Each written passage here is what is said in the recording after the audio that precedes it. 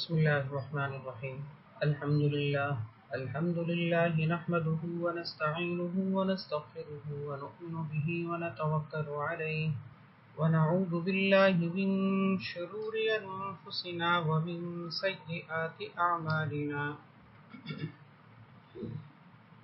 من يهده الله فلا مضل له ومن يضلله فلا هادي له ونشهد أن لا إله إلا الله وحده لا شريك له ونشهد أن سيدنا وسندنا ونبينا وشفيعنا ومولانا محمدا عبده ورسوله صلى الله تعالى عليه وعلى آله وأصحابه وبارك وسلم تسليما كثيرا.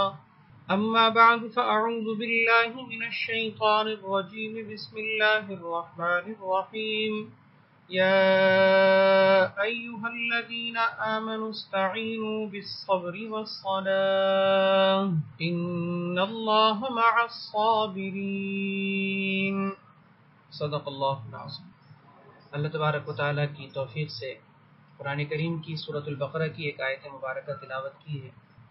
اس آیت کی روشنی میں انشاءاللہ ہم نے آج موجودہ صورتحال سے متعلق کچھ گفتگو کرنی ہے. اللہ تبارک و تعالی حق کہنے، سننے کی، سمجھنے کی اور ہم سب کو اس پر عمل کرنے کی توفیق عطا فرمائے. اس وقت جو امت مسلمہ کی اور پوری دنیا کی صورتحال چل رہی ہے وہ یقیناً کسی بھی شخص سے مخفی اور پوشیدہ نہیں. ایک عجیب سی سراسیمگی کی کیفیت ہے، افراتفری ہے اور اندیشے ہیں، خدشات ہیں، پیش آنے والے نقصانات کی طرف سے انسان پریشان ہے. اللہ تبارک و تعالی ہی ہم سب کا حامی و ناصر ہے اور اللہ تعالی ہی ہمارا معاون و مددگار ہے. انشاءاللہ اللہ تعالی نے پہلے بھی کبھی ہمیں اکیلے نہیں چھوڑا اور انشاءاللہ اس موقع پر بھی اللہ تبارک و تعالی اکیلے نہیں چھوڑیں گے انشاءاللہ. آج کی جو گفتگو انشاءاللہ ہم نے کرنی ہے، اس گفتگو کا حاصل یہ ہے کہ اس وقت میں نے آپ کے سامنے 4 باتیں پیش کرنی ہیں اور ان چاروں باتوں کو میں انشاءاللہ اختصار اور تفصیل اور ترتیب کے ساتھ میں انشاءاللہ ذکر کروں گا، جس سے انشاءاللہ ہمیں موجودہ حالات میں اسلام کی تعلیمات کا پتہ چلے گا کہ اس موجودہ صورتحال میں ہم نے کیا کرنا ہے، کیا نہیں کرنا، کن کاموں کو کرنا ہے، کن کاموں سے بچنا ہے. مجھے امید ہے انشاءاللہ کہ یہ صرف رسمی بیان نہیں سمجھا جائے گا بلکہ عمل کی نیت سے انشاءاللہ ہم سنیں گے اور عمل کی نیت سے سنیں گے تو اللہ تعالیٰ انشاءاللہ ہمیں عمل کی بھی توفیق عطا فرمائیں گے. وہ 4 باتیں کیا ہیں، میں ان کے عنوانات آپ کے سامنے پہلے ذکر کر دوں، پھر ان کی انشاءاللہ کچھ تفصیل ذکر کروں گا انشاءاللہ.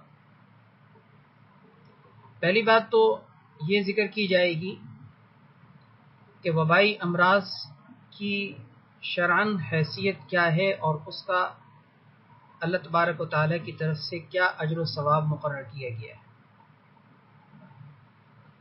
دوسری بات کہ وبائی امراض جو پھیلتے ہیں کسی ملک میں، کسی بستی میں، کسی علاقے میں، تو اس کے اسباب اور اس کی وجوہات کیا ہوتی ہیں.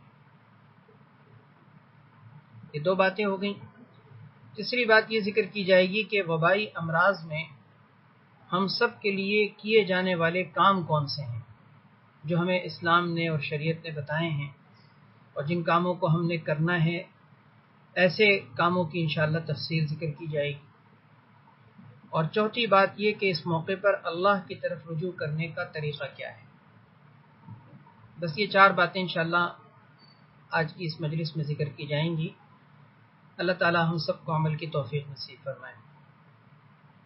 سب سے پہلی بات کہ وبائی امراض چاہے وہ طاعون کی شکل ہو، چاہے وہ موجودہ زمانے میں وائرس کی شکل ہو، کوئی بھی وبا جب معاشرے کے اندر پھوٹتی ہے، کسی علاقے کے اندر پھوٹتی ہے تو اس کی حیثیت کیا ہوتی ہے.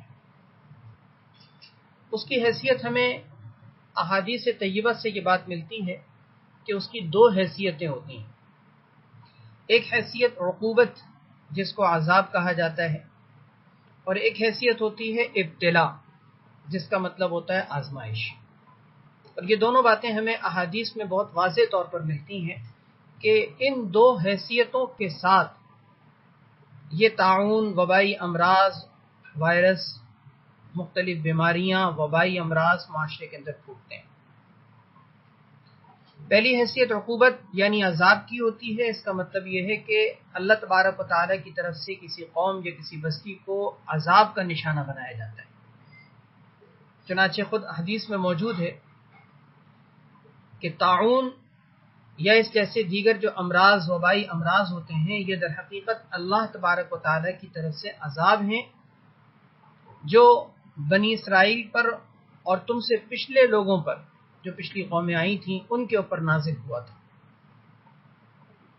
اس کے ذریعے سے اللہ تبارک و تعالیٰ جس کو چاہتے ہیں اپنے بندوں میں عذاب میں مبتلا کرتے ہیں، اور جس کو چاہتے ہیں اللہ تبارک و تعالیٰ اس کو رحمت بنا کر نازل کرتے ہیں۔ یہ باتیں احادیث میں ہمیں واضح طور پر ذکر کی گئی ہیں۔ مثلا ترمذی شریف کی روایت ہے، مسلم شریف کی روایت ہے، اس میں طاعون کو رجس کہا گیا ہے، رجس بھی کہا گیا ہے، رجس بھی کہا گیا ہے، عذاب بھی کہا گیا ہے، جس کا مطلب یہ ہے کہ یہ اللہ تبارک و تعالیٰ کی طرف سے عذاب ہے، اور حقیقت میں یہ بنی اسرائیل پر نازل ہوا تھا، اور اس امت کے اندر اس کا باقی ماندہ حصہ نازل ہوتا ہے۔ بنی اسرائیل پر کیوں ہوا تھا؟ قرآن کریم میں سورۃ البقرہ کی تفسیر سے ہمیں پتہ چلتا ہے کہ اللہ تبارک و تعالیٰ نے بنی اسرائیل کی ایک قوم کا تذکرہ کرتے ہوئے فرمایا کہ ان لوگوں سے یہ کہا گیا تھا کہ تم لوگ شہر کے اندر جھکتے ہوئے خشوع و خضوع اور عاجزی کے ساتھ داخل ہونا، اور زبان سے حطہ یعنی توبہ توبہ کرتے ہوئے داخل ہونا، اللہ سے معافی مانگتے ہوئے۔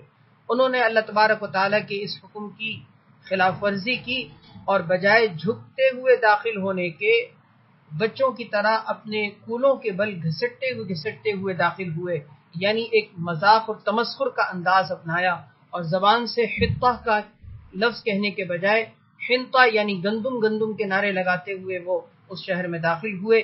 دین کے ساتھ اور حکم الہی کے ساتھ مذاق اور تمسخر کی وجہ سے ان کے اوپر عذاب آیا۔ قرآن کریم میں ذکر کیا گیا ہے کہ فَأَنزَلْنَا عَلَى الَّذِينَ ظَلَمُوا رِجْزًا مِّنَ السَّمَاءِ، کہ ہم نے ان کے اوپر آسمان سے ایک آفت اور بلا نازل کی، جس کا مطلب یہ کہ ان کے اوپر طاعون آیا۔ تفسیر قرطبی میں ہے کہ اس طاعون میں 70,000 بنی اسرائیل ہلاک ہوئے تھے، 70,000 بنی اسرائیل۔ تو اس حدیث سے اور قرآن کریم کی اس آیت سے پتہ چلتا ہے کہ یہ طاعون کی ایک حیثیت عذاب کی ہوتی ہے۔ دوسری حیثیت اس کی رحمت کی بھی ہے، ابتلا اور آزمائش کی بھی ہے۔ چنانچہ خود حدیث کے اندر بخاری شریف کی روایت میں ہے کہ اللہ تبارک و تعالی اس کو مومنین کے لیے یعنی ایمان والوں کے لیے اللہ تعالیٰ نے رحمت بنایا ہے۔ اس کا مطلب کیا ہے کہ ایمان والوں کے لیے رحمت اس طرح ہے کہ ایمان والے اس پر صبر کرتے ہیں، استقامت کے ساتھ برداشت کرتے ہیں، ان کے لیے یہ گناہوں کا کفارہ ہوتا ہے، اور شکار ہو کر دنیا سے چلے جائیں تو اللہ تبارک و تعالیٰ ان کے لیے شہادت کی موت کا معاملہ کرتے ہیں۔ تو گویا کہ ان کے لیے شہادت بھی ہے، کفارہ سیئات بھی ہے، اور ان کے لیے ان تکلیفوں کی وجہ سے جو اجر و ثواب ہیں، یہ سارے معاملات ان کے لیے باعث رحمت بن جاتے ہیں۔ لیکن شرط ایمان ہے۔ اس سے پتہ چلتا ہے کہ کافروں کے لیے یہ رحمت نہیں ہو سکتی، ایمان والوں کے لیے رحمت ہے، اور ایمان والوں کے لیے بھی رحمت اس وقت ہے جب کہ وہ اپنی ایمانی زندگی گزار رہے ہوں۔ فسق و فجور کی زندگی گزارنے والے مومنین کے لیے بھی یہ رحمت نہیں ہے۔ اس کا مطلب یہ ہوگا کہ جو واقعی اپنے ایمان کے تقاضوں کو پورا کر رہے ہیں اور پھر ان کے اوپر کوئی وبائی امراض آتے ہیں تو در حقیقت اللہ تعالیٰ کی طرف سے ان کے لیے رحمت کا اور اجر و ثواب کا باعث بنتا ہے۔ تو یہ دو حیثیتیں ہیں، ان دونوں حیثیتوں کو سامنے رکھتے ہوئے اب ہم اس موجودہ وبائی مرض کے اوپر اگر غور کریں تو ہمیں یہ نظر آتا ہے کہ اس وقت امت کے اندر دونوں طرح کے لوگ نظر آتے ہیں۔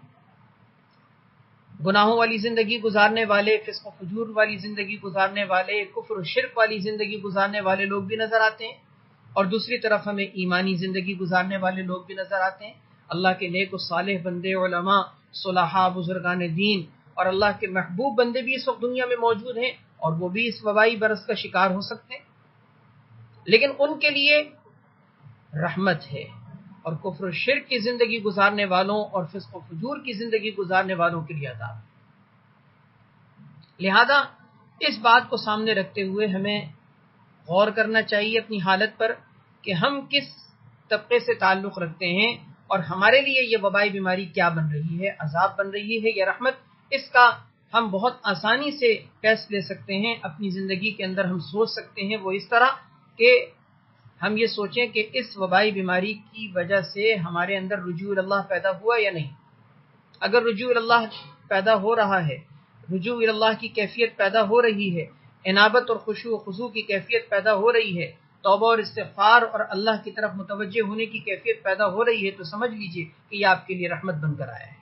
لیکن اگر وہی معاملات ابھی بھی چل رہے ہیں، گناہوں والی زندگی اور فسق و فجور والی زندگی ابھی بھی چل رہی ہے، اور زندگی کی وہ روش جو پہلے تھی وہ اب بھی چل رہی ہے، تو اس کا مطلب یہ سمجھ لیجئے کہ پھر یہ ہمارے لیے عذاب ہے۔ فیصلہ ہمارے اپنے ہاتھ میں ہے کہ ہم اپنے لیے اس کو عذاب بنانا چاہتے ہیں یا رحمت بنانا چاہتے ہیں۔ اللہ تبارک و تعالیٰ نے اس کو ہمارے لیے ایمانی زندگی گزارنے کی وجہ سے رحمت اس طرح بھی بنایا ہے کہ خود اس حدیث کے مطابق جو بخاری شریف کی بھی میں نے آپ کے سامنے روایت ذکر کی کہ اللہ تعالیٰ نے اس کو رحمت بنایا ہے، اسی حدیث کے اندر آگے اس کا اجر و ثواب بھی ذکر کیا گیا ہے۔ وہ اجر و ثواب بھی سن لیجئے۔ حضرت عائشہ صدیقہ رضی اللہ تعالیٰ عنہ فرماتی ہیں کہ میں نے آپ صلی اللہ علیہ وسلم سے طاعون کے بارے میں پوچھا کہ اس وبائی بیماری کے بارے میں آپ سے دریافت کیا، تو آپ نے فرمایا کہ یہ عذاب ہے، اللہ تبارک و تعالیٰ جس پر چاہتے ہیں بھیجتے ہیں، اور اپنے مومنین بندوں کے لیے اللہ تعالیٰ نے اس کو رحمت بنایا ہے۔ پھر آگے آپ نے اس کا اجر ذکر کیا جو بہت اہم ہے، وہ یہ کہ آپ نے فرمایا کہ جو شخص بھی کسی علاقے میں طاعون پھیلے اور وہ وہاں پر اپنے علاقے میں جم کر ٹھہرا رہے 3 کاموں کے ساتھ، صبر و احتساب اور توکل، یہ تینوں کام ہیں۔ صبر یعنی برداشت کرے، گلہ شکوہ نہ کرے۔ دوسرا احتساب یعنی اللہ تعالیٰ سے اجر و ثواب کی امید رکھے کہ اس پر اللہ نے مجھے اجر و ثواب دینا ہے اور اللہ نے اس کے لیے اجر و ثواب مقرر کیے ہیں۔ اور تیسرا یہ کہ اللہ کی ذات پر توکل و بھروسہ کرے کہ اللہ نے جو لکھا ہے اس کے بغیر کچھ بھی نہیں ہو سکتا۔ موت لکھی ہے، موت ہوگی، اللہ رب العزت نے نہیں لکھی تو کچھ بھی نہیں ہوگی۔ اس یقین کامل کے ساتھ اگر کوئی شخص ان تینوں کاموں کے ساتھ جم کر اپنے علاقے میں ٹھہرا رہتا ہے، جم کر استقامت کے ساتھ ٹھہرا رہتا ہے، حدیث کے مطابق اس کے لیے شہید کا اجر ہے، چاہے شکار ہو یا نہ ہو، چاہے بیماری وہ لگے یا نہ لگے، چاہے وہ اس بیماری سے گزرے یا نہ گزرے، لیکن پھر بھی اس کو مفت میں بیٹھے بیٹھے ان 3 کاموں کی وجہ سے شہید کا اجر ملے گا۔ کون کون سے 3 کام ہیں؟ ایک صبر، دوسرا اجر و ثواب کی امید، اور تیسرا اللہ تبارک و تعالیٰ کی ذات پر توکل اور بھروسہ کہ اللہ کے حکم کے بغیر کوئی مجھے نقصان نہیں ہو سکتا۔ تو اس لیے ہمیں یہ تینوں کام بطور اہم اس حدیث کے مطابق کرنے ہیں تاکہ ہمارے لیے یہ بیماری، یہ وبائی مرض، یہ مصیبت اور تکلیف اور پریشانی ہمارے لیے رحمت بھی بنے، باعث اجر و ثواب۔ یہ تھی پہلی آج کی بات۔ دوسری بات یہ ہے کہ وبائی امراض کے اسباب کیا ہوتے ہیں، اس کی وجوہات کیا ہوتی ہیں۔ یہ بہت اہم بات ہے کیونکہ ہمیں اس پر غور کرنا ہے، ہمیں اس کو سمجھنا ہے کہ وبائی امراض پھوٹتے کیوں ہیں۔ وبائی امراض کے پھوٹنے کی ہمیں جو وجوہات ملتی ہیں وہ 4 بڑی وجوہات ملتی ہیں، 4 بڑی وجوہات۔ ایک وجہ ہے فسق و فجور، جب معاشرے کے اندر گناہ پھیل جائے، ایک یہ وجہ۔ دوسری وجہ ملتی ہے کھلم کھلا فاحشہ اور بے حیائی کے کاموں کا ہو جانا، کہ کسی معاشرے کے اندر بے حیائی، فاحشہ اور بے پردگی، بے حجابی، زناکاری، بدکاری اور گندے کام معاشرے کے اندر کھلم کھلا ہونے لگے، یہ دوسرا ایک بہت بڑا سبب ہے۔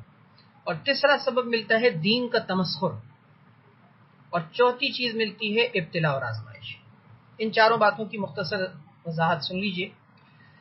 فسق و فجور، قرآن کریم کی آیت جو میں نے بھی سورہ بقرہ کی بنی اسرائیل کے حوالے سے میں نے آپ کے سامنے ذکر کی، اس میں اللہ تبارک و تعالیٰ فرماتے ہیں کہ فَأَنزَلْنَا عَلَى الَّذِينَ ظَلَمُوا رِجْزًا مِّنَ السَّمَاءِ بِمَا كَانُوا يَفْسُقُونَ، کہ ہم نے ان ظالموں کے اوپر یعنی ان بنی اسرائیل کے لوگوں پر ہم نے آسمان سے آفت اور بلا عذاب کی صورت میں نازل کیا، کیوں؟ بما کانوا یفسقون، ان کے فسق و فجور اور گناہوں کی وجہ سے۔ اس سے کیا معلوم ہوا کہ یہ جو طاعون پھیلتا ہے یا وبائی امراض پھوٹتے ہیں، یہ گناہوں کی وجہ سے پھوٹتے ہیں، منکرات اور فسق و فجور کی وجہ سے پھوٹتے ہیں۔ اللہ کی جب نافرمانیاں ہونے لگتی ہیں تو اس کی وجہ سے معاشرے کے اندر اس طرح کی وبائی امراض پھیلنے لگتے ہیں۔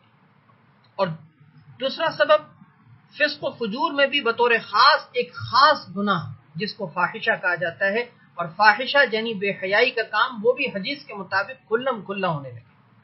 چنانچہ سنن ابن ماجہ کی روایت ہے، اللہ کے نبی صلی اللہ علیہ وسلم نے بہت واضح طور پر یہ بات ذکر کی ہے کہ لم تظہر الفاحشۃ فی قوم حتی یعلنوا بها، کہ جس قوم میں علی الاعلان فحاشی اور بے حیائی کے کام ہونے لگیں تو اس میں طاعون اور ایسی ایسی بیماریاں پھیل جاتی ہیں کہ جو ان سے پہلے لوگوں میں نہیں تھی۔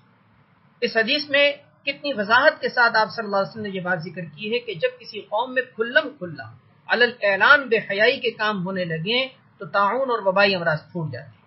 اس حدیث کی روح سے اگر ہم اپنے معاشرے کا جائزہ لیں تو یہ سمجھنے میں ہمیں کوئی مشکل نہیں پیش آ سکتی۔ ہر شخص جس کو اللہ نے عقل دی ہے، شعور دیا ہے، وہ یہ سمجھ سکتا ہے کہ آج ہمارے معاشرے میں سارے گناہوں میں سب سے زیادہ جو گناہ پھیلا ہوا نظر آتا ہے وہ بے حیائی کے گناہ ہیں۔ لباس کی برہنگی، اسی طرح مرد اور عورتوں کا اختلاط اور بدنظری کا ہونا، موسیقی، میوزک، گانے بجانے، زناکاری، بدکاری، یہ کبھی کسی زمانے میں لوگ چھپ کر کیا کرتے تھے اور شرم کرتے تھے، کرتے ہوئے بھی اور کرنے کے بعد بھی خوف محسوس ہوتا تھا، لیکن آج دھڑلے سے کیا جاتا ہے، جرأت مندی سے کیا جاتا ہے اور ڈنکی کی چوٹ پر کیا جاتا ہے، اور کرنے کے بعد بھی اس پر کوئی شرمندگی اور ندامت نہیں ہوتی، فخر سے لوگوں کے سامنے اپنے گناہوں کا اظہار ہو رہا ہوتا ہے، اور یہ سارے معاشرے کے آج ہمارے گناہوں کا ایک انبار ہے جو طوفان ہے نظر آ رہا ہوتا ہے۔ اسی وجہ سے آج ہمارے معاشرے کے اندر یہ صورتحال پیدا ہو گئی، اور اس وقت بھی ہمارے لیے سنبھلنے کا موقع ہے۔ اللہ تبارک و تعالیٰ نے کوئی اچانک سے بڑے عذاب کا نشانہ نہیں بنایا۔ اللہ تبارک و تعالیٰ چاہتے تو اس سے بھی بڑے خطرناک عذاب دے سکتے تھے، یہ تو اللہ تبارک و تعالیٰ نے ہمیں تنبیہ کرنے کے لیے، بیدار کرنے کے لیے جھنجھوڑا ہے۔ بہرحال یہ فسق و فجور پہلی چیز ہو گئی۔ دوسری چیز کھلم کھلا فاحشہ بے حیائی کے کام۔ تیسری چیز دین کا تمسخر۔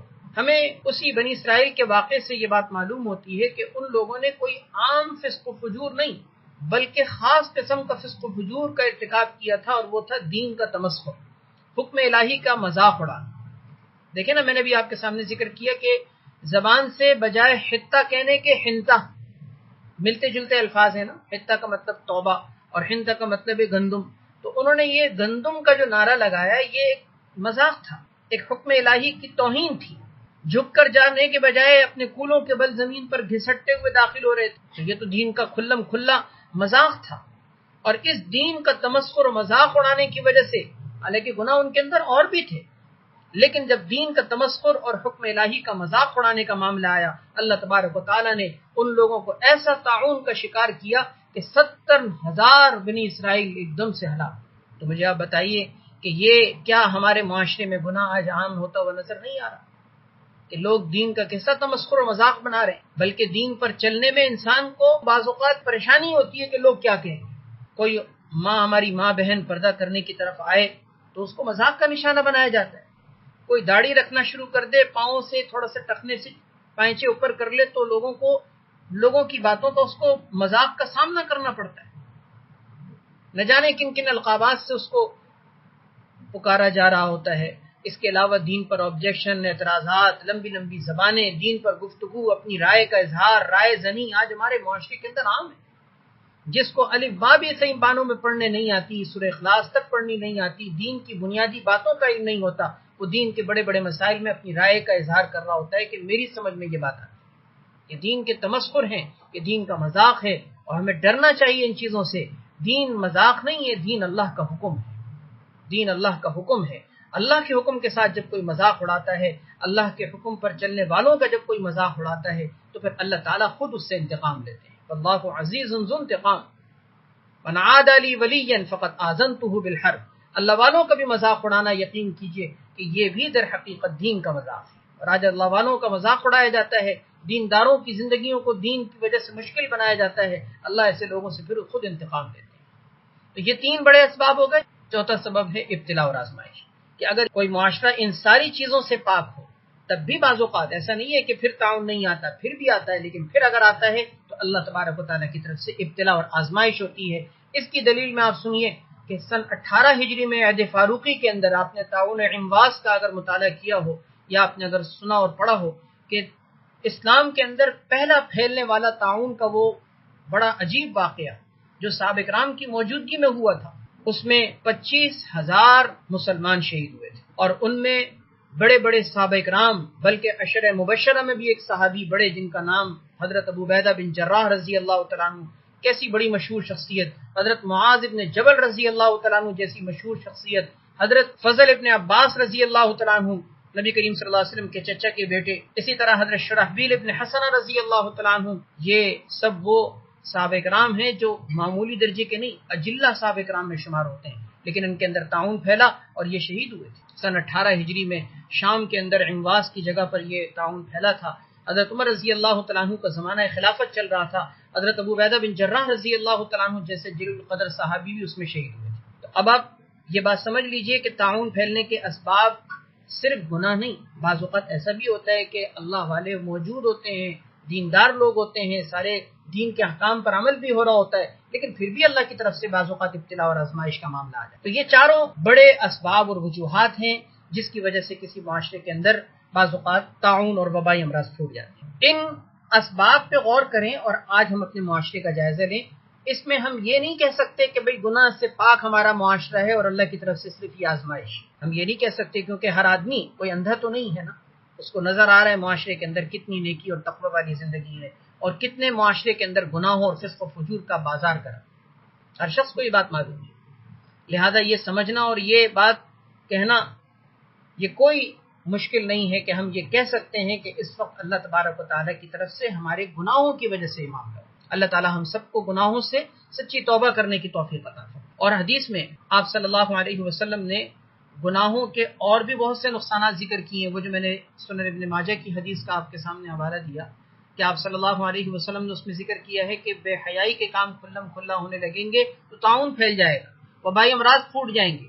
اسی حدیث کے اندر اور بھی اسباب ذکر کیے گئے مختلف نقصانات کے، مثلا اسی حدیث کے اندر ذکر کیا گیا ہے کہ آپ صلی اللہ علیہ وسلم نے اس کے اندر مختلف اسباب ذکر کیے ہیں کہ کسی قوم کے اندر اگر جو ہے وہ زکوٰۃ روکنے کا معاملہ ہو جائے، زکوٰۃ روکنے کا کہ لوگ اپنے مالوں کی زکوٰۃ نہ دیں تو بارش روک دی جائے گی، حتیٰ کہ یہاں تک نوبت آ جائے گی کہ اگر جانور نہ ہو تو ایک پانی کا قطرہ بھی نہ ٹپکے ان کے اوپر۔ اسی طرح کیل اور وزن یعنی ناپ تول میں کمی اگر کی جائے گی تو قحط سالی مسلط ہو جائے گی، زندگی پر مشقت ہو جائے گی، بادشاہوں کا حکمرانوں کا ظلم و ستم ان کو اٹھانا پڑے گا۔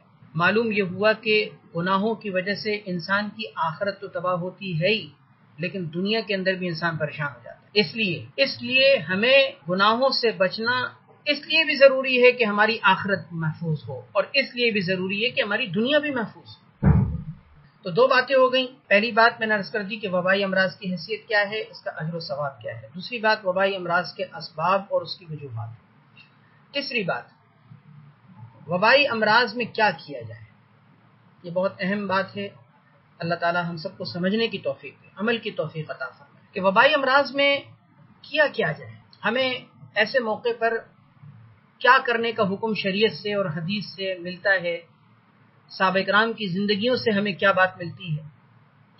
تو وہ بات اب سمجھ لیجئے کہ ہمیں بنیادی طور پر ایسی صورتحال میں جیسے کہ اس وقت موجودہ صورتحال ہے، 3 کاموں کا کرنے کا ہمیں پتہ چلتا ہے جو خود احادیث طیبہ سے ثابت ہے۔ پہلی بات ہے صبر و احتساب کے ساتھ اللہ تبارک و تعالیٰ کی ذات عالی پر توکل و بھروسہ کرنا، یہ پہلا کام ہے۔ صبر و احتساب کے ساتھ اللہ تبارک و تعالیٰ کی ذات عالی پر توکل اور بھروسہ کرنا۔ دوسرا کام ہے ظاہری طور پر جسمانی طور پر اس سے بچنے کی تدبیر اختیار کرنا۔ 2 کام ہو گئے۔ اور تیسرا کام ہے کہ روحانی طور پر اس سے بچنے کی تدبیر اختیار کرنا، یعنی رجوع اللہ کرنا۔ یہ 3 بنیادی کام ہیں۔ پہلا کام صبر و احتساب کے ساتھ اللہ کی ذات عالی پر توکل و بھروسہ کرنا، یہ بات وہی ہے جو میں نے بخاری شریف کی حدیث آپ کے سامنے ذکر کی تھی۔ یہ پہلا کام ہمیں اسی حدیث سے ملتا ہے، صبر و احتساب کے ساتھ اللہ کی ذات عالی پر توکل و بھروسہ کرنا۔ صبر کا مطلب یہ ہے کہ انسان اللہ تبارک و تعالیٰ کی طرف سے جیسے بھی حالات آ رہے ہیں اس کو برداشت کرے، جس کو تسلیم و رضا بھی کہا جاتا ہے، برداشت کرنا بھی کہا جاتا ہے۔ قرآن کریم میں اللہ تبارک و تعالیٰ نے جو میں نے آیت آپ کے سامنے خطبے میں پڑھی تھی اس میں صبر کا تو حکم دیا ہے، استعینوا بالصبر والصلاۃ، کہ اپنے مصائب و آلام میں اپنی تکالیف کے اندر تم اللہ سے مدد مانگو صبر کے ذریعے سے اور نماز کے ذریعے سے۔ صبر کے ذریعے سے اور نماز کے ذریعے سے۔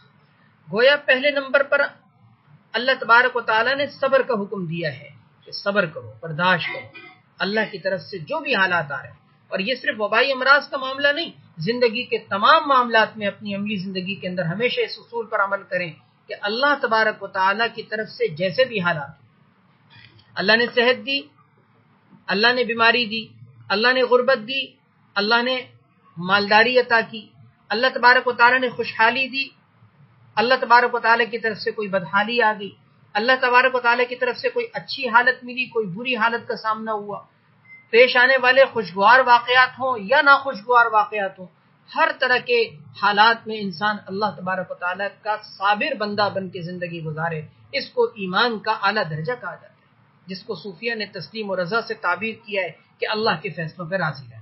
وَرْضَ بِمَا قَسَمَ اللَّهُ لَكَ تَكُنْ أَغْنَى النَّاسِ، کہ اللہ نے جو تمہارے نصیب میں لکھ دیا ہے، اللہ نے تمہارے نصیب میں لکھ دیا ہے، اس پر تم راضی ہو جاؤ، تم لوگوں میں سب سے بڑے غنی اور مالدار بن جاؤ۔ تو جو نصیب میں لکھ دیا ہے صرف اس کا تعلق رزق سے نہیں، اس کا تعلق حالات سے بھی ہے، اس کا تعلق مختلف کیفیات سے بھی ہے کہ جس حال میں میرا مولا مجھے رکھے میں اس پر راضی ہوں۔ اس کو صبر کہتے ہیں۔ احتساب کا مطلب ہوتا ہے اللہ سے اجر و ثواب کی امید رکھنا، اور توکل کا مطلب یہ ہے کہ اللہ تبارک و تعالیٰ کی ذات پر بھروسہ کرنا کہ میرا پیدا کرنے والا اللہ ہے، وہ صرف خالق ہی نہیں ہے، وہ رب بھی ہے، وہ رب السماوات والارض ہے، رب العرش العظیم ہے، وہ میرا پروردگار میرے حالات کو جانتا بھی ہے اور میرے حالات کو بہتر کرنے کی طاقت اور قوت کا مالک ہے۔ اس نے مجھے جس حال میں رکھا میں اس پر راضی ہوں اور اس سے عافیت کا خواہاں ہوں۔ یہ توکل و بھروسہ، یہ بات یاد رکھیں۔ اس وقت معاشرے کے اندر اس وبائی بیماری کے اعتبار سے جو صورتحال نظر آ رہی ہے، وہ اس بیماری سے بھی زیادہ پریشان کن جو صورتحال ہے وہ ہے خوف و ہراس۔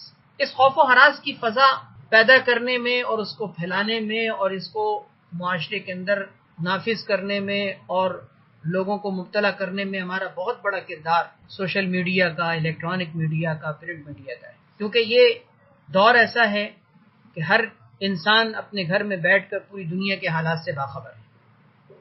نتیجہ یہ کہ پوری دنیا کے حالات کو دیکھ کر، پوری دنیا کے حالات کو پڑھ کر، اس کا مشاہدہ کر کے انسان خوف و ہراس میں مبتلا ہو رہا ہے، اور ایک ایک چیز کو ایسے لوگوں کے سامنے واضح کیا جا رہا ہے، ایک ایک چیز کو ایسے لوگوں کے سامنے بتایا جا رہا ہے کہ جس کا نتیجہ سکون اور اطمینان کے بجائے خوف اور ہراس اور دہشت کی صورت میں پیدا ہو رہا ہے۔ اسی لیے اس وقت کرنے کا جو کام ہے وہ کرنے کا کام توکل علی اللہ، اللہ کی ذات پر توکل و بھروسہ، اور ایسی چیزوں سے حتی الامکان دور رہنا کہ ساری چیزوں کے حالات سے باخبر رہنا کوئی ضروری نہیں۔ انسان اپنے کرنے کا کام سمجھے۔ کرنے کے کاموں میں سب سے پہلا کام میں نے آپ سے عرض کر دیا ہے کہ صبر و احتساب کے ساتھ توکل اور بھروسہ اللہ کی ذات پر کہ جو ہوگا وہ اللہ کے حکم سے ہوگا، جو اللہ نہیں چاہیں گے وہ کچھ بھی نہیں ہو سکتا۔ ساری کائنات مل کر اگر تمہیں نفع دینا چاہے، حدیث میں ہے، ساری کائنات مل کر اگر تمہیں نفع دینا چاہے تو نفع نہیں دے سکتی مگر اتنا ہی جتنا اللہ نے تمہارے نصیب میں لکھا ہے، اور ساری کائنات مل کر اگر تمہیں نقصان پہنچانا چاہے تو وہ نقصان نہیں پہنچا سکتی مگر اتنا ہی جتنا نصیب میں اللہ نے تمہارے لکھا ہے۔ اس لیے اس خوف و ہراس کی فضا سے ہمیں باہر آنا ہے، ہمیں اطمینان رکھنا ہے، ہمیں اللہ رب العزت کی ذات پر توکل کرنا ہے، بھروسہ کرنا ہے۔ اللہ ہمارا رب ہے، پروردگار ہے، وہ ہمارے حالات سے باخبر ہے، اس کو ہمارے حالات کا صرف علم ہی نہیں، وہ ہمارے حالات کو بہتر بنانے کی طاقت اور قوت کا تنہا مالک ہے۔ تو ہم کیوں نہ اس کی ذات سے لو لگائیں، ہم کیوں نہ اس کی ذات پر بھروسہ کریں۔ ہمیں کسی سے نہیں ڈرنا، ہمیں صرف اللہ رب العزت ہی سے ڈرنا ہے، صرف اللہ تبارک و تعالی ہی کی ذات عالی کی طرف متوجہ ہونا۔ کتنا پیارا اور کتنا عظیم جملہ، حسبنا اللہ و نعم الوکیل۔ صحابہ کرام پر جب خوف اور دہشت کی کیفیت طاری ہوتی تھی تو نبی کریم صلی اللہ علیہ وسلم ان کو اس جملے کی تلقین کیا کرتے تھے، حسبنا اللہ و نعم الوکیل۔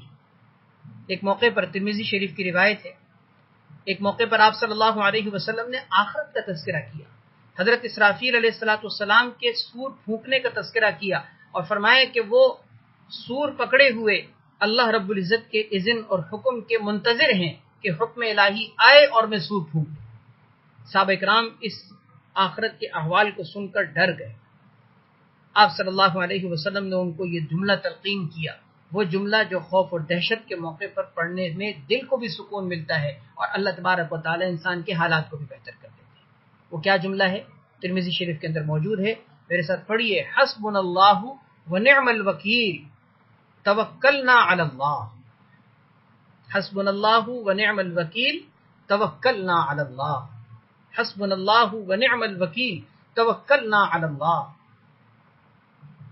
غزوہ احد کے اندر سورہ آل عمران میں چوتھے پارے کے اندر اللہ تبارک و تعالی نے صحابہ کرام کی کیفیت کو ذکر کیا کہ جب غزوہ احد میں فاتح بن کر مسلمان مدینہ منورہ کی طرف جا رہے تھے تو بعض لوگوں نے آ کر کہا کہ وہ ابو سفیان کا لشکر تو پھر سے دوبارہ آپ کے خلاف تیار ہو رہا ہے اور پھر سے وہ اپنی فوجوں کو جمع کر رہے ہیں اور پھر سے حملہ آور ہونے کے لیے تیار ہیں۔ تو اس موقع پر نبی کریم صلی اللہ علیہ وسلم و صحابہ کرام نے جو جملہ کہا تھا قرآن نے ان کو ذکر کیا، ان اس کلمے کو ذکر کیا، کیا؟ قالوا حسبنا اللہ ونعم الوکیل، حسبنا اللہ ونعم الوکیل۔ غزوہ خندق کے موقع پر سارا کفر مل کر مسلمانوں کے اوپر حملہ آور ہونے کے لیے تیار ہو چکا تھا، ساری جماعتیں متحد ہو چکی تھیں اور صورتحال یہ تھی کہ خود اندر سے منافقین نے بھی عہد شکنی کر لی تھی۔ اس وقت خوف کی یہ حالت تھی صحابہ کرام کی کہ قرآن کریم نے نقشہ کھینچا ہے کہ کلیجہ منہ کو آ رہا تھا، اس بلغت القلوب الحناجر، کلیجے منہ کو آ رہے تھے۔ هنالک ابتلی المؤمنون وزلزلوا زلزالا شدیدا، بڑا سخت مسلمانوں کے اوپر اس وقت کڑا وقت تھا اور خوف اور دہشت کی کیفیت تھی۔ اس موقع پر اللہ کے نبی صلی اللہ علیہ وسلم نے ان کو جو جملہ تلقین کیا تھا، حسبنا اللہ ونعم الوکیل، اللہ ہمارے لیے کافی ہے اور وہ بہترین کاز ہے، حسبنا اللہ ونعم الوکیل۔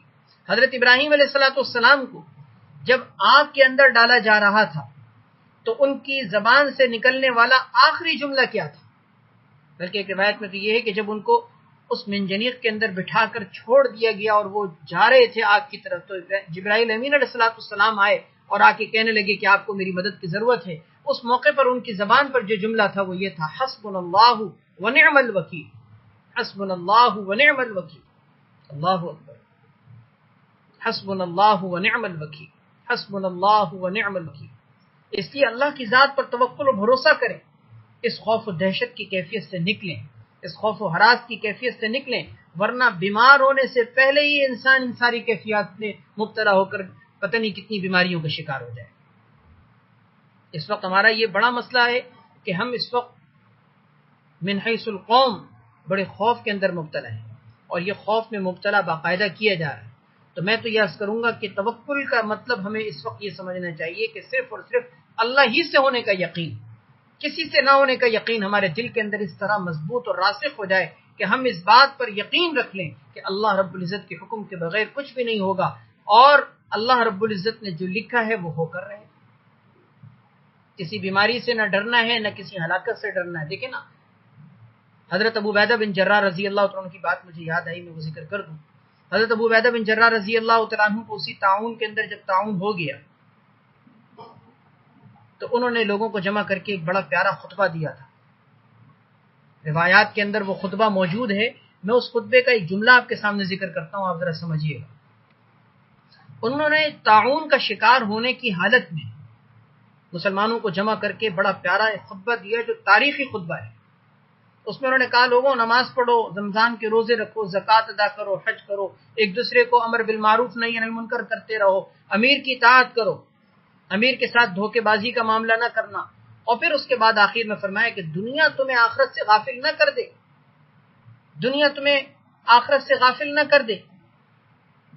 کہنے لگے کہ دیکھو، موت ہر شخص کو آنی ہے، تم میں سے اگر کوئی شخص 1000 سال تک بھی جیے گا، 1000 سال تک بھی جیے گا تو ایک نہ ایک دن ضرور مرے گا، کیونکہ موت سے کوئی مفر نہیں ہے، موت سے کوئی فرار نہیں ہے، ہر شخص نے مرنا ہے۔ اس لیے یہ نہیں سوچنا چاہیے کہ یہ بیماری آئے گی تو ہم مر جائیں گے، اگر یہ نہیں آئے گی تو اب کیا بچ جائیں گے؟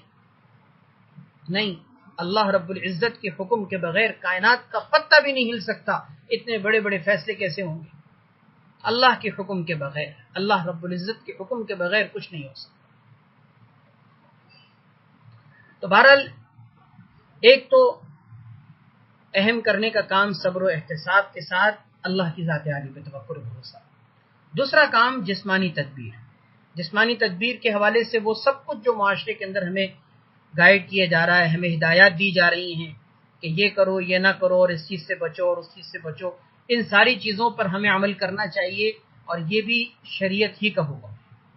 یہ بات سمجھ لیجئے، یہ دنیا اسباب سے اللہ رب العزت نے اس دنیا کو جوڑا ہے، اور سبب اختیار کرنے کا ہمیں حکم دیا گیا ہے۔ یہ میں اس لیے وضاحت کر رہا ہوں کہ بعض اوقات لوگ توکل کا یہ مطلب سمجھتے ہیں کہ ظاہری اسباب اختیار کرنے کو ڈر اور خوف سے تعبیر کرتے ہیں اور کہتے ہیں کہ اللہ پر بھروسہ نہیں ہے کیا؟ نہیں، اللہ پر بھروسہ ہے، تبھی تو ہم اللہ رب العزت کے حکم پر عمل کرتے ہوئے جسمانی تدبیر اختیار کر رہے ہیں۔ تو جسمانی تدبیر کے حوالے سے جو کچھ ہمیں گائیڈ کیا جا رہا ہے، ہمیں ایک من حیث القوم اس پر عمل کرنا ہے، اور کرنا ہمارے اوپر لازم ہے۔ خود احادیث طیبہ میں ہمیں یہ بات ملتی ہے کہ ظاہری اسباب اختیار کرو۔ مثلا بنو ثقیف کا ایک وفد نبی کریم صلی اللہ علیہ وسلم کی خدمت میں بیعت کرنے کے لیے آیا، سنن ابن ماجہ کی روایت ہے۔ تو آپ صلی اللہ علیہ وسلم نے اس وفد میں ایک مجذوم شخص تھا، جذامی، جس کو جذام کی بیماری تھی، آپ نے فرمایا قاصد کو بھیج کر کہ تم چلے جاؤ واپس، اور ہم نے تم سے بیعت کر لی۔ یعنی آپ نے اس کو مجلس میں آنے سے منع کر دیا۔ اسی طرح آپ صلی اللہ علیہ وسلم نے خود تعاون زدہ علاقے کے اندر جانے سے جو منع کیا ہے، یہ بھی تو ظاہری سبب ہے۔ حضرت عمر رضی اللہ تعالیٰ عنہ کو جب پتہ چلا تھا اور آپ شام کی طرف آ رہے تھے، راستے میں پتہ چلا کہ شام میں امواس کی جگہ پر جو ہے وہ طاعون پھیل گیا ہے، تو حضرت عمر رضی اللہ تعالیٰ عنہ نے واپس شام میں جانے کے بجائے مدینہ منورہ واپس چلے گئے۔ اس موقع پر حضرت عمر رضی اللہ تعالیٰ عنہ کا یہ اقدام کہ وہ آ رہے تھے اور آنے کے لیے نکل چکے تھے، شام پہنچنے کے لیے نکل چکے تھے، لیکن جب پتہ چلا تو وہ جو واپس گئے ہیں وہ اسی وجہ سے کہ تعاون زدہ علاقے میں جانے سے منع کیا گیا۔ تو یہ کیا ہے؟ ظاہری تدبیر تو ہے۔ اسی طرح بخاری شریف کی روایت ہے کہ آپ صلی اللہ علیہ وسلم نے فرمایا فر من المجذوم کما تفر من الاسد، کہ جذامی شخص سے ایسے تم بھاگو اور اس سے ایسے الگ رہو جیسے کہ تم شیر سے بھاگتے ہو۔ یہ خود بخاری شریف کی روایت ہے۔ تو ان احادیث اور اس جیسی اور بھی کئی احادیث سے ہمیں یہ بات ملتی ہے کہ ظاہری تدابیر اختیار کرنا یہ ہماری ذمہ داری ہے، اور یہ توکل کے خلاف نہیں بلکہ عین توکل ہے۔ چنانچہ ظاہری تدبیر کے حوالے سے جو کچھ ہمیں بتایا جا رہا ہے، وہ یقیناً میں ان چیزوں کو ذکر نہیں کروں گا، وہ آپ حضرات بہت اچھی طرح جانتے ہیں کہ ان میں ہاتھوں کی صفائی ہے، اور متاثرہ علاقوں میں جانے سے بچنا ہے، اسی طرح بیمار کے قریب جانے سے بچنا ہے، یا گھر سے بقدر ضرورت نکلنا، بوقت ضرورت نکلنا ہے، یا ماسک کا استعمال ہے، یا جو بھی اس کی تدبیر اختیار کرنے کے حوالے سے ہمیں بتایا جا رہا ہے، ہم ان کو مکمل طور پر اختیار کریں۔ لیکن میں اس میں اتنی بات کا ضرور اضافہ کروں گا کہ اسباب ظاہرہ کو ضرور اختیار کریں، لازمی اختیار کریں، لیکن اسباب ظاہرہ کو اختیار کرنے میں تین باتوں کا خیال رکھیں۔ پہلی بات، صرف ظاہری اسباب پر اکتفا نہ کریں، کیونکہ اصل سبب کو اختیار کیے بغیر ظاہری اسباب کو اختیار کرنے سے کوئی فائدہ نہیں ہوگا۔ اصل سبب کیا ہے؟ توبہ و استغفار اور گناہوں کو ترک کرنا۔ یہ روحانی سبب ہے جو میں ابھی آگے ذکر کروں گا انشاءاللہ۔ اصل سبب کو اختیار کیے بغیر صرف ظاہری اسباب کو اختیار کرنے سے کچھ بھی نہیں ہوگا۔ یہ بات سمجھ لیجئے اچھی طرح سے۔ یہ میں اس لیے واضح کر رہا ہوں کیونکہ ہمیں ظاہری تدبیروں کے اختیار سے تو بہت کچھ بتایا جا رہا ہے، لیکن اس میں کہیں بھی دور دور تک اس بات کا کوئی دخل نہیں ملتا کہ ہم اللہ کی طرف رجوع کریں، ظاہری اسباب اختیار ضرور کریں، لیکن اسباب ظاہرہ پر اکتفا نہ کریں۔ اصل سبب اختیار کیے بغیر ظاہری اسباب سے کچھ بھی نہیں ہوگا، پہلی بات۔ دوسری بات، اسباب ظاہرہ پر توکل نہ کریں، توکل اللہ کی ذات پر کریں۔ کیوں؟ اس لیے کہ ظاہری اسباب اختیار کرنے کی وجہ سے آپ نہیں بچ سکتے، بچنے کا اصل سبب اللہ کی ذات ہے۔ جیسے انسان دنیا کے بھی بہت سارے اسباب اختیار کرتا ہے، گھر سے روزی کمانے کے لیے نکلتا ہے، بھروسہ اللہ کی ذات پر رکھنا ہے۔ یہ نہیں سوچنا کہ میں دکان کھولوں گا تو مجھے رزق ملے گا، میں ملازمت کروں گا تو مجھے رزق ملے گا، میں زراعت اور کھیتی باڑی کروں گا تو مجھے رزق ملے گا۔ نہیں، یہ تدبیر ہے، آپ اختیار کریں اور آپ اس کے مکلف ہیں، لیکن بھروسہ اللہ کی ذات پر رکھیں، کیونکہ دکان سے آپ کو رزق نہیں ملے گا، رزق دینے والی ذات اللہ کی ہے۔ ڈاکٹر کے پاس ضرور جائیں، لیکن شفا دینے والا ڈاکٹر نہیں، شفا دینے والی ذات اللہ کی ہے۔ ظاہری اسباب پر بھروسہ نہ کریں۔ دو باتیں ہو گئیں۔ تیسری بات، ظاہری اسباب کے اختیار کرنے میں غلو اور مبالغہ نہ کریں۔ اس کا مطلب یہ کہ ظاہری اسباب اختیار کرنے کے اندر اتنا غلف کرنا، اتنا مبالغہ کرنا کہ انسان فرائض کو چھوڑنا شروع کر دے. جیسے جماعت کے ساتھ نماز نہیں پڑھ رہے بندہ کہ مسجد جاؤں گا تو لوگوں کے درمیان مجھے کھڑا ہونا ہوگا اور اس کی وجہ سے مجھے وائرس منتقل ہو جائے گا. یہ غلط بات ہے. اس کی وجہ یہ کہ ظاہری اسباب اختیار کرنے میں بھی تو ایک لمٹ ہے نا، ایک لمٹ ہے کہ اس لمٹ کے اندر آپ نے ظاہری اسباب اختیار کرنا ہے. ایسا نہیں ہے کہ آپ ظاہری اسباب اختیار کرنے میں آپ آزاد ہیں کہ جو چاہے کریں، نہیں، اس کی بھی ایک لمٹ ہے. جمعے کی نماز ترک کرنا، جماعت کے اندر شریک نہ ہونا، اسی طریقے سے ایک دوسرے کے ساتھ تعاون باہمی کا مزاج اور ماحول ختم کر دینا کہ ہم کسی کی بھی مدد نہیں کر سکتے، کسی کے بھی قریب نہیں آئیں گے بھلے ہمارے جو ہے وہ کوئی مدد کا محتاج بھی ہو. تو یہ اسباب میں غلو اختیار کرنے کی طرف نہیں جانا، کیونکہ اسباب اختیار کرنے میں غلو اور مبالغہ کرنے کی وجہ سے انسان کی نظر اسباب پر پڑ جاتی ہے، اللہ کی طرف سے اس کی نظر ہٹ جاتی ہے اور یہ چیز خطرناک ہوتی ہے. ٹھیک ہے نا. تو یہ ہو گئی دوسری بات کہ ظاہری تدبیر اختیار کرنا. تیسری بات روحانی تدبیر اختیار کرنا. روحانی تدبیر، اور روحانی تدبیر اختیار کرنے کا ایک جملے میں نے حاصل عرض کر دیا ہے کہ رجوع اللہ. رجوع اللہ، روحانی تدبیر ایک ہی طریقہ ہے، رجوع اللہ. انابت بھی جس کو کہتے ہیں، جس کو رجوع اللہ بھی کہتے ہیں. اور ہم قرآن کریم پڑھ کر دیکھیں، ہمیں قرآن سے یہ بات معلوم ہوتی ہے کہ ایسے مصائب کے اندر ہمیں اللہ کی طرف رجوع کرنے کا حکم خود اللہ تبارک و تعالیٰ نے دیا ہے. اور بلکہ قرآن میں آپ کے سامنے کوئی زیادہ لمبی چوڑی نہیں 4 آیتیں ذکر کرتا ہوں، چاروں آیتوں میں آپ کو یہ چیز ملے گی. سورہ اعراف کے اندر اللہ تبارک و تعالیٰ فرماتے ہیں وَبَلَوْنَاهُمْ بِالْحَسَنَاتِ وَالسَّيِّئَاتِ لَعَلَّهُمْ يَرْجِعُونَ. ہم نے اچھی اور بری ہر حالت میں ان کو مبتلا کیا اس لیے کہ تاکہ وہ ہماری طرف رجوع کریں. وَلَنُذِيقَنَّهُمْ مِنَ الْعَذَابِ الْأَدْنَىٰ.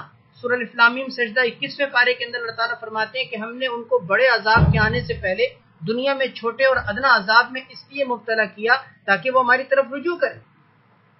سورہ روم کے اندر اللہ تبارک و تعالیٰ 21ویں پارے میں ارشاد فرماتے ہیں کہ زمین میں فساد بر اور بحر یعنی خشکی اور سمندر ہر جگہ پھیل چکا ہے لوگوں کے برے کرتوت کی وجہ سے. اس کی وجہ بھی آخر میں آیت کے آخر میں ذکر کی گئی لعلہم یرجعون، تاکہ وہ لوگ رجوع کریں.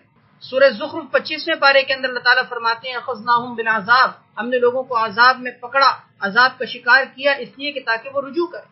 لعلہم یرجعون، لعلہم یرجعون، لعلہم یرجعون. یہ قرآن کی آیتیں ہمیں بتا رہی ہیں کہ اللہ کی طرف سے عذاب اور پکڑ کا معاملہ اگر آتا ہے تو اس کی وجہ یہ ہوتی ہے کہ لعلہم یرجعون، تاکہ بندے میری طرف رجوع کریں.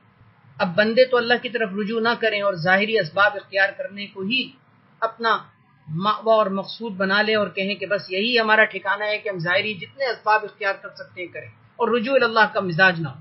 تو مجھے بتائیے کہ ان ظاہری اسباب سے پھر کیا ہو؟ قرآن کا مقصد، قرآن کہہ رہا ہے کہ اس کا مقصد اللہ کی طرف رجوع ہے اور اللہ کی طرف رجوع کیے بغیر ہم کبھی بھی اس سے نہیں نکل سکتے. اس لیے روحانی تدبیر کا حاصل یہ ہے رجوع اللہ، رجوع اللہ. 3 باتیں ہو گئی ہیں، میں پھر سے ریپیٹ کر دیتا ہوں، پھر چوتھی بات میں انشاءاللہ آخر میں ذکر کروں گا. پہلی بات کیا تھی کہ وبائی امراض کی حیثیت کیا ہے. دوسری بات وبائی امراض کی وجوہات اور اس کے اسباب کیا ہوتے ہیں. اور تیسری بات وبائی امراض کے موقع پر کرنے کے کیا کام. 3 باتیں ہو گئی. چوتھی بات دراصل یہ تیسری بات ہی کا ایک تتمہ ہے کہ تیسری بات میں ہم نے آخر میں یہ کہا تھا کہ اللہ تبارک و تعالیٰ کی طرف رجوع یہ روحانی تدبیر ہے. اللہ کی طرف رجوع، یہ رجوع اللہ کے طریقے کیا اختیار کیے. بس میں یہ آخری بات انشاءاللہ ذکر کروں گا پھر اپنی بات کو ختم کروں گا. رجوع اللہ، اللہ کی طرف رجوع کیسے کیا جائے.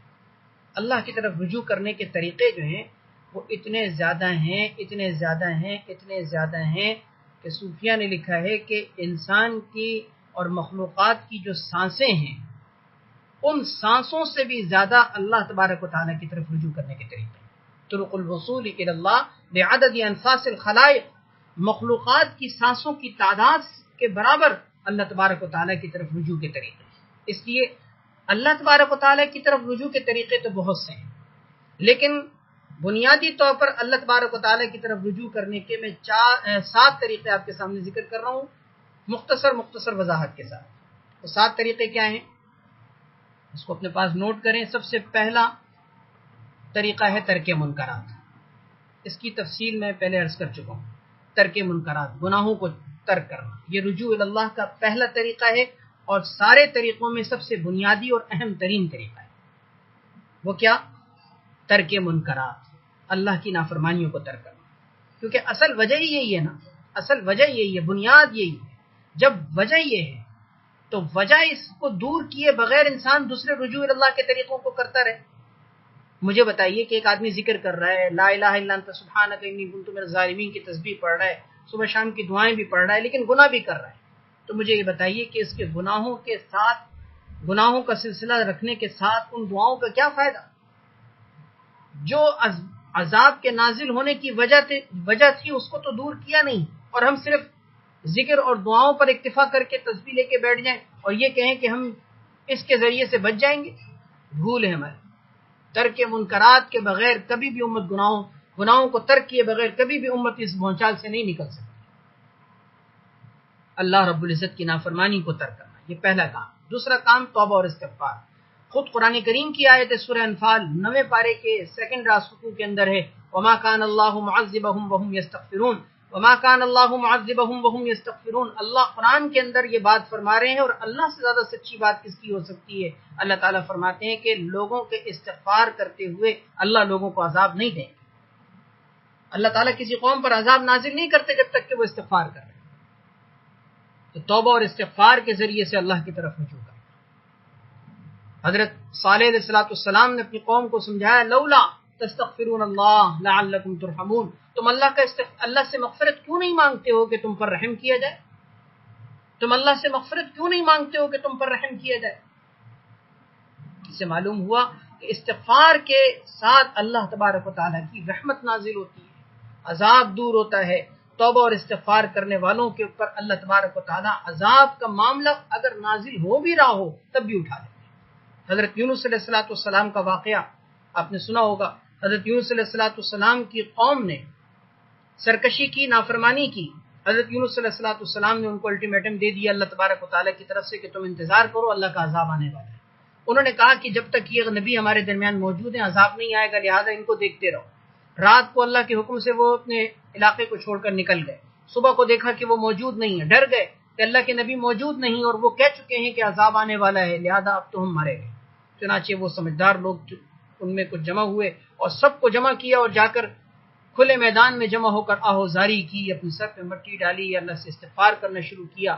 تو اس وقت عذاب کے آثار نمودار ہو چکے تھے، عذاب کے آثار نمودار ہو چکے تھے، لیکن اللہ تبارک و تعالیٰ نے عذاب کو ٹال دیا. قرآن کریم میں سورہ یونس کے سیکنڈ لاسٹ رکوع کے اندر اللہ تعالیٰ نے اس بات کو ذکر کیا ہے، فلولا کانت قریۃ آمنت فنفعها ایمانها الا قوم یونس. تو ہمیں اس سے یہ بات معلوم ہوتی ہے، پتہ چلتا ہے کہ اللہ کا عذاب اگر آ رہا ہو تو توبہ اور استغفار کے ذریعے سے بندہ اللہ کے عذاب کو بھی ٹال سکتا ہے. دو طریقے ہو گئے. تیسرا طریقہ ہے نماز کا اہتمام. قرآن کریم کی آیت میں نے جو پڑھی، یا ایھا الذین آمنوا استعینوا بالصبر والصلاۃ، بالصبر والصلاۃ، صبر اور نماز کے ذریعے سے اللہ سے مدد مانگو. تو نماز ایسی چیز ہے کہ جس کے ذریعے سے عذاب الہی ٹلتا ہے. خود حدیث میں آتا ہے، اللہ کے نبی صلی اللہ علیہ وسلم کے بارے میں آتا ہے کہ آپ کو جب کوئی پریشانی ہوتی تھی آپ نماز کی طرف متوجہ ہوتے تھے. صحابہ کو کوئی غم اور پریشانی فکر لائق ہوتی تھی، نماز کی طرف رجوع ہوتے تھے. حدیث میں آتا ہے جس نے فجر کی نماز پڑھ لی، جس نے فجر کی نماز پڑھی وہ پورے دن اللہ کی ذمہ داری میں ہے، اللہ کی حفاظت میں ہے. تو آپ سوچئے ذرا کہ نماز کے ذریعے سے ہم اپنی حفاظت کر سکتے ہیں، نماز کے ذریعے سے اللہ کو راضی کر سکتے ہیں. 3 چیزیں ہو گئیں. چوتھی چیز ہے دعاؤں کا اہتمام. حدیث میں آتا ہے دعاء ينفع مما نزل ومما لم ينزل، او کما قال علیہ السلام. دعا اس مصیبت میں بھی فائدہ مند ہے جو نازل ہو چکی، اور اس مصیبت میں بھی فائدہ مند ہے جو نازل ہونے والی ہے. تو اس وقت بھی امت کے اوپر جو مصیبت آئی ہے، اس حالت میں ہمیں سب کو رجوع اللہ کے اندر دعاؤں کا کثرت سے اہتمام. اور دعا بھی ایسی نہیں جیسے رسمی ہوتی ہے کہ بس ہم نے ہاتھ اٹھایا اور اللہ کے سامنے رٹے رٹائے الفاظ کے، نہیں، آہوزاری کے ساتھ تڑپ کر دعا کرو. حدیث میں آتے ہیں قرب قیامت میں فتنے ہوں گے، اس وقت ایسی دعا کارگر اور مفید ہوگی جیسے کہ کوئی ڈوبتا ہوا انسان دعا کرتا ہے. ڈوبنے والا انسان کیسے تڑپ کے مانگتا ہے، کیسے تڑپ کے کسی کو پکار رہا ہوتا ہے، ایسے تڑپ کر اللہ سے مانگے، ایسے تڑپ کر رو کر گڑ گڑا کر ڈبڈبائی ہوئی آنکھوں کے ساتھ اللہ سے مانگے، پھر دیکھیں اللہ تبارک و تعالیٰ کیسے دعا قبول نہیں کرتے. اللہ نے خود وعدہ کیا ہے کہ میں دعا کو قبول کروں گا. اجیب دعوت الداعی اذا دعان امن یجیب المضطر اذا دعاه. تو اللہ تعالیٰ کی طرف سے دعا کی قبولیت کے وعدے ہیں, کوئی مانگنے والا تو ہو. تڑپ کر آہوزاری سے خشوع خضوع کے ساتھ اللہ سے دعا کریں. 4 طریقے ہو گئے. 5واں طریقہ ذکر الہی. ذکر الہی, ذکر الہی کی کثرت کریں. حدیث میں آتا ہے, ترمذی شریف کی روایت ہے کہ اللہ کے عذاب سے ذکر سے بڑھ کر کوئی چیز نجات دینے والی نہیں. یہ ترمذی شریف کے اندر روایت ہے. اللہ کے عذاب سے نجات دینے والی چیزوں میں ذکر الہی سے بڑھ کر کوئی چیز نجات دینے والی نہیں. امام شافعی رحمۃ اللہ علیہ فرماتے ہیں کہ میں نے وبائی امراض میں اللہ کی تسبیح اور تقدیس سے بڑھ کر کوئی چیز مفید نہیں پائی. تعاون کے زمانے میں, وبائی امراض کے پھیلنے کے زمانے میں امام شافعی رحمۃ اللہ علیہ فرماتے ہیں کہ اللہ کی تسبیح سے بڑھ کر, اللہ کی تسبیح کیا ہے؟ سبحان اللہ, سبحانک انی کنت من الظالمین, جو لا الہ الا انت سبحانک آیت کریمہ ہے, اس کے اندر بھی تو یہی ہے. بلکہ 23ویں پارے میں سورہ صافات کے آخری رکوع کے اندر حضرت یونس علیہ السلام کا تذکرہ کرتے ہوئے اللہ تعالیٰ نے فرمایا فلولا انہ کان من المسبحین, اگر یہ تسبیح پڑھنے والے نہ ہوتے, حضرت یونس علیہ السلام تسبیح پڑھنے والے نہ ہوتے, اللہ کی تسبیح و تقدیس کرنے والے نہ ہوتے, للبث فی بطنہ الی یوم یبعثون, تو یونس علیہ السلام مچھلی کے پیٹ میں قیامت کے دن تک ٹھہرے رہے. اللہ اکبر. اس سے کیا پتہ چلتا ہے کہ وہ جو تسبیح اور تقدیس انہوں نے کی تھی نا, کہ لا الہ الا انت سبحانک انی کنت من الظالمین, اس تسبیح کی برکت سے قرآن یہ کہہ رہا ہے کہ اللہ نے ان کو نجات عطا کی. اور اللہ کا یہ وعدہ ہے کہ صرف ان کو ہی نہیں, وَكَذَلِكَ نُنْجِي الْمُؤْمِنِينَ, اللہ کی تسبیح و تقدیس کے لیے یہ جو کلمہ ہے لا الہ الا انت سبحانک انی کنت من الظالمین, حدیث کے مطابق, قرآن کریم کے مطابق اللہ کا وعدہ ہے کہ ہم قیامت تک آنے والے ایمان والوں کو نجات اسی کی کلمے کی برکت سے دیں. اس لیے ذکر الہی کی کثرت. ذکر الہی میں حسبنا اللہ و نعم الوکیل, لا الہ الا انت سبحانک انی کنت من الظالمین.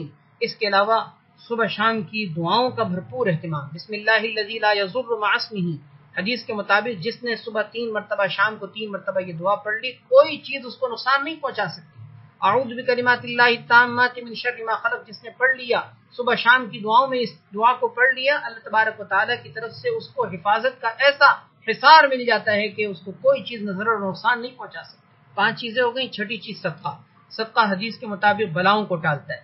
ان الصدقۃ لتطفئ غضب الرب, اللہ تبارک و تعالیٰ کے غضب کی آگ کو ٹھنڈا کر دیتا ہے صدقہ.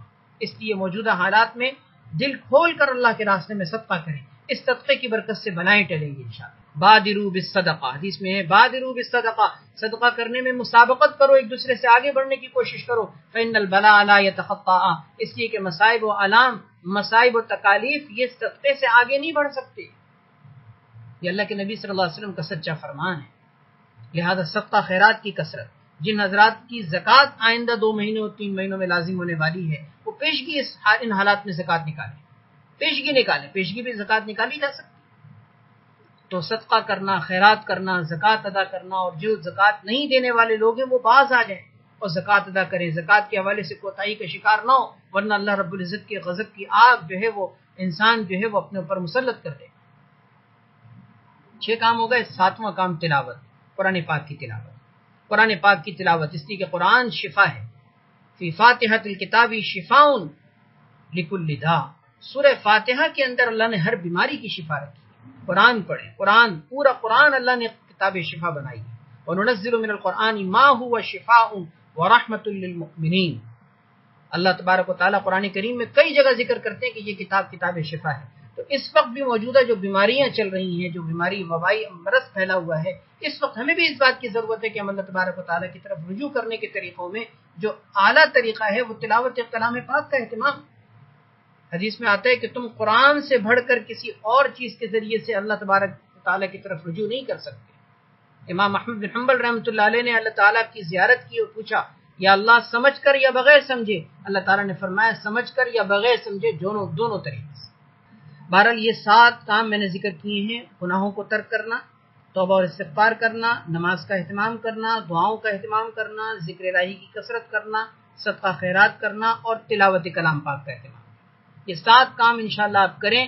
ان کاموں میں بھی شروع کے جو 2 کام ہیں, ترک منکرات اور توبہ اور استغفار, ترک منکرات، توبہ اور استغفار، یہ تمام کاموں میں سب سے پہلے اور سب سے بنیادی کام، سب سے پہلے کام۔ اسی طرح تہجد کی نماز کا اہتمام، آج کل تہجد کی نماز کا بھرپور اہتمام کریں، اللہ ہمیں عمل کی توفیق دے دے۔ حدیث میں آتا ہے، میں حدیث ذکر کرتا ہوں، آپ اس سے اندازہ لگائیے کہ تہجد کی وجہ سے اللہ کا عذاب ٹلتا ہے۔ اللہ اکبر۔ حدیث میں آتا ہے کہ میں جب کسی اپنی مخلوق کے اوپر عذاب کا فیصلہ کر چکا ہوتا ہوں، پھر ان میں کچھ لوگ ایسے ہوتے ہیں جو راتوں کو اٹھ کر اللہ رب العزت کے سامنے نماز پڑھتے ہیں، تہجد پڑھتے ہیں، میں اپنے عذاب کا فیصلہ واپس لے لیتا ہوں۔ یہ حدیث قدسی ہے شعب الایمان کے اندر، اور حدیث کی دوسری کتابوں میں اس مضمون کی اور بھی کئی حدیثیں پائی جاتی ہیں کہ جس میں یہ کہا گیا ہے کہ میری مسجدوں کو آباد کرنے والے اور راتوں کے آخر میں یعنی سحر کے وقت میں جو استغفار کرنے والے ہیں، یہ دو کام کرنے والوں کی وجہ سے میں اپنے عذاب کا فیصلہ واپس لے لیتا ہوں، ایک میری مسجدوں کو آباد کرنے والے اور ایک راتوں کے آخری حصے میں اٹھ کر استغفار کرنے والے۔ اللہ تعالی ہمیں عمل کی توفیق نصیب فرمائے۔ بس یہ چند باتیں تھیں جو میں نے آپ کے سامنے ذکر کی ہیں۔ سب سے پہلے اللہ تعالیٰ مجھے بھی عمل کی توفیق دے، آپ سب حضرات کو بھی عمل کی توفیق دے، ساری امت کو عمل کی توفیق دے۔ اس وقت ہمیں اصل جو کرنے کے کام ہیں وہ اس وقت یا تو ہمیں بتائے نہیں جا رہے یا اس پر ہماری توجہ نہیں ہے۔ غفلت کا عمومی ماحول اس وقت نظر آ رہا ہے۔ اس وقت ہم زیادہ تر اپنا وقت خبروں میں اور تفسیروں میں ادھر ادھر کی باتیں سنانے میں لگا رہے ہیں، اور کرنے والے کام ہمارے جو کرنے کے ہیں وہ اصل کام ہماری بہت غفلت کا شکار ہیں۔ اس لیے ہمیں من حیث القوم بہت زیادہ اس بات کی ضرورت ہے کہ ہم اپنی بھی اور ساری امت کی نیت کرتے ہوئے توبہ اور استغفار کریں۔ اللہ تعالی ہم سب کو عمل کی توفیق نصیب فرمائے۔ آپ سب حضرات کا بہت شکریہ کہ آپ حضرات نے میری گزارشات کو سنا۔ اللہ تعالی آپ حضرات کو بھی جزائے خیر دے، ہم سب کو اللہ تعالی عمل کی توفیق عطا فرمائے، ہماری بھی، ہماری پورے خاندان کی، ساری امت مسلمہ کی اللہ تعالی حفاظت فرمائے، بالخصوص ہمارے اس وطن عزیز کی حفاظت فرمائے۔ جو لوگ متاثر ہیں اللہ تعالیٰ سب کو شفائے کامل عاجل نصیب فرمائے، اور جو لوگ محفوظ ہیں اللہ تعالیٰ ان کی آئندہ بھی حفاظت فرمائے۔